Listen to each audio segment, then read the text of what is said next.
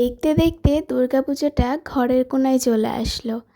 প্রত্যেক বছর আমার বাড়ির পাশেই একটা দুর্গাপুজো হয়। আমরা সকলে মিলে অনেক মজা করি।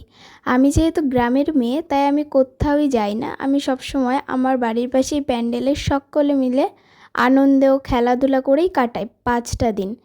এই 5টা দিন আমার কোনো কাজেই হাত দেওয়া হয় না, তাই আমি এই পুজোর সময় প্রত্যেক বছরই কাজটাকে বন্ধ রাখি।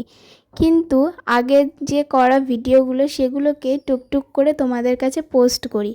জানি যে এই কয়দিনে ভিডিওতে ঠিকঠাক করে পোস্ট না করলে, ছবি পোস্ট না করলে ফেসবুকের রিচটা ডাউন হয়ে যাবে, কিন্তু আমার কিছু করার নেই। তবুও আমি চেষ্টা করব তোমাদের সাথে যতটা সম্ভব আমার ভিডিওগুলোকে এডিট করে পোস্ট করার। সারা দিন আমার কানের পাশে মাইক বেজেই যাবে, তাহলে আমি কিভাবে তোমাদের সাথে ভিডিওগুলোকে এডিট করে পোস্ট করব বলো?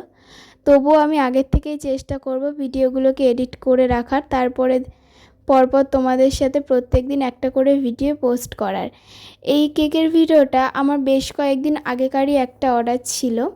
কাস্টমার একটা কেকের ছবি দেখে চয়েস করেছিল, সেটা ছিল 2 পাউন্ডের। আমার মনে হয় কাস্টমারের মন মতো হয়তো হয়নি, কিন্তু আমারও তো কিছু করার নেই। ছোটো কেক তো ডিজাইনটা সেম টু সেম হয় না, আর কালারটাও একটু ডার্ক হয়ে গেছিলো হয়তো। আর এই কেকটা যেহেতু একটা 1 পাউন্ড কেক ছিল, তাই বেশি তো বড় করা আমার পক্ষে সম্ভব নয়। তাও টল কেকের মধ্যে ছিল এই কেকটা। ফ্লেভারটা ছিল ম্যাঙ্গো ফ্লেভারের মধ্যে। আমার কাস্টমাররা ম্যাঙ্গো ফ্লেভারটাকে এত বেশি পছন্দ করে, এখনও কাস্টমাররা ম্যাঙ্গো ফ্লেভারটাই নিয়ে থাকে আমার কাছ থেকে।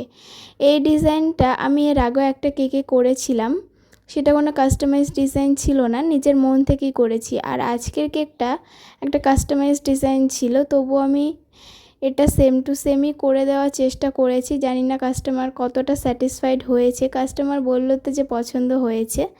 তো আমি আর বাকি ডেকোরেশনটা না হয় তোমাদের সাথে পরের কোনো একটা ভিডিওতে শেয়ার করি। আজকে এই পর্যন্তই। আর তোমরা যারা আমার কাছে ফ্রি প্রমোশনের জন্য কোনো কিছু পাঠাতে চাইছো, তারা আমার কাছে হোয়াটসঅ্যাপে যোগাযোগ করো।